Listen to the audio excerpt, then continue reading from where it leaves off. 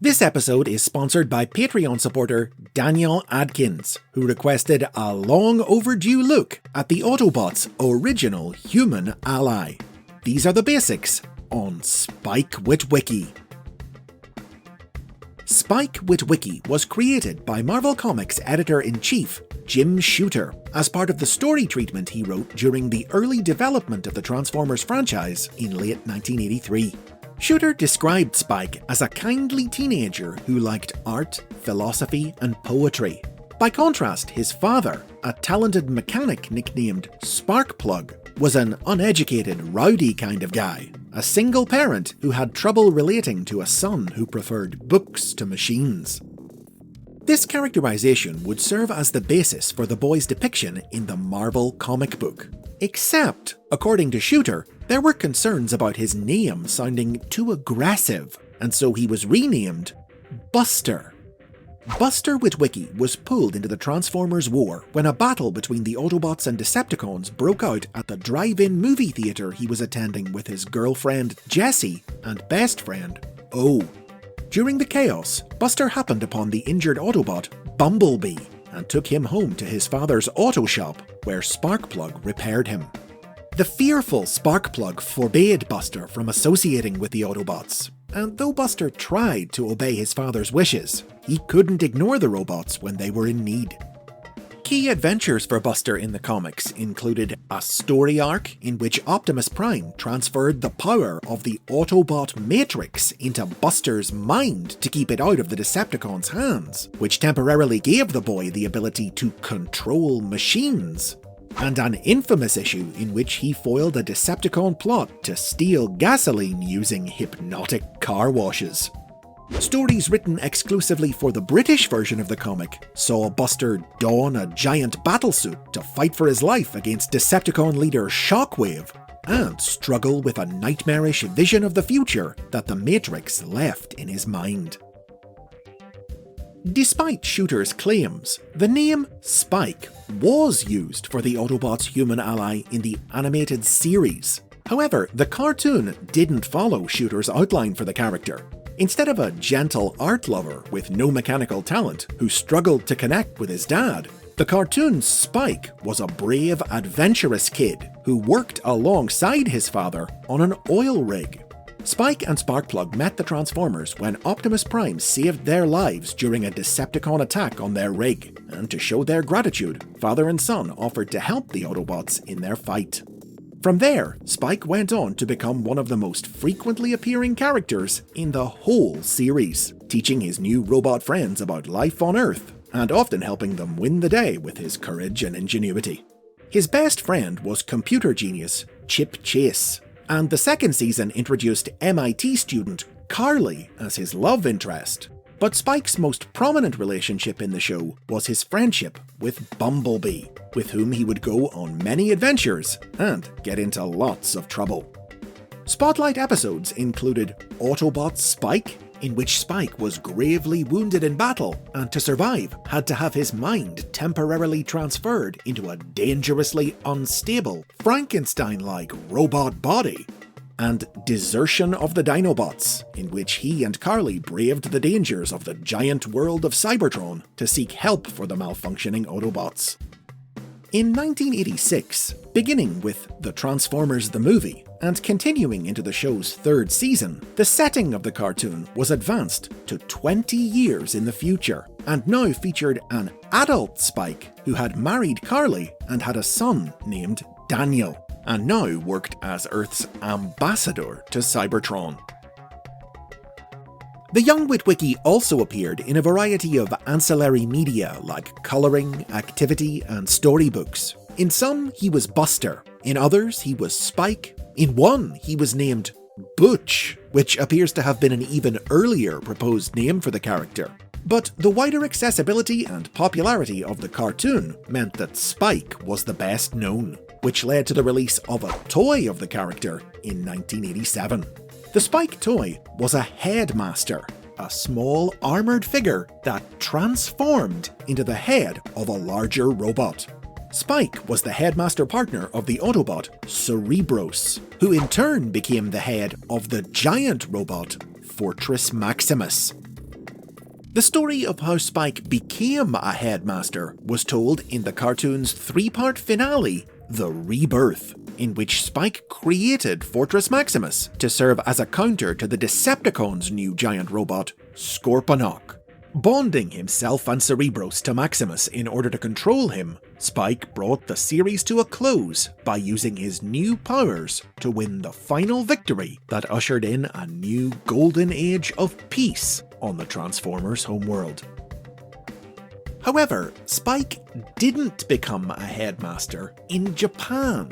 In this market, his toy was reinterpreted as a different character, a small robot named Fortress.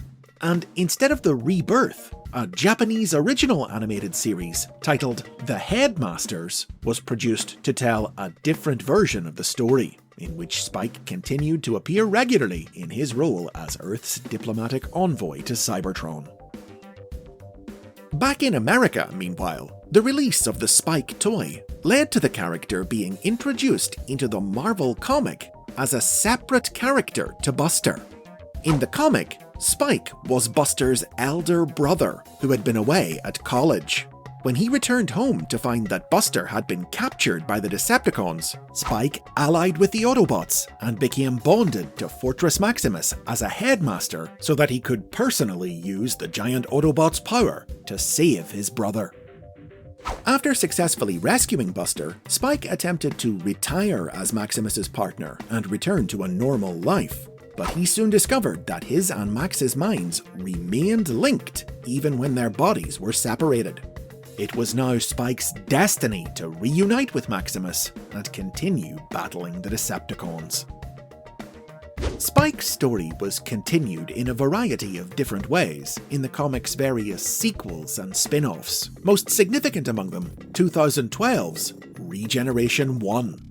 In this series, Fortress Maximus was killed by Megatron, but Spike's life was saved by industrialist G.B. Blackrock, who used cybernetic technology to revive him as the superpowered cyborg, Circuit Smasher, an embittered warrior nursing a grudge against all Transformers.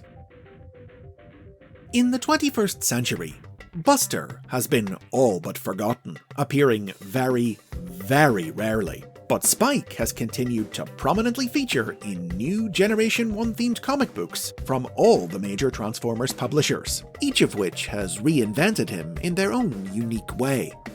Dreamwave Productions comics depicted Spike as a resentful young man who wanted nothing more to do with the Autobots after an ill-fated space voyage with them resulted in Sparkplug's death.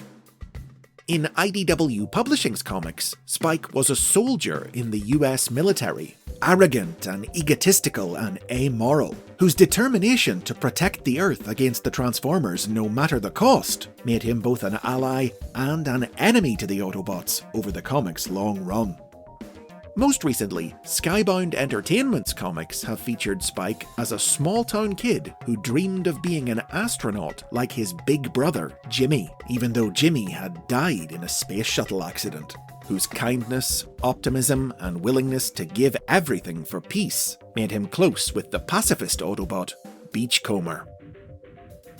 On top of his comic appearances, several more toys of Spike have also been released, including PVC figurines, minifigures of both his teenage and adult selves included with larger Transformer toys, and even fully transforming figures of the adult Spike wearing his convertible armoured exosuit from the Transformers the movie.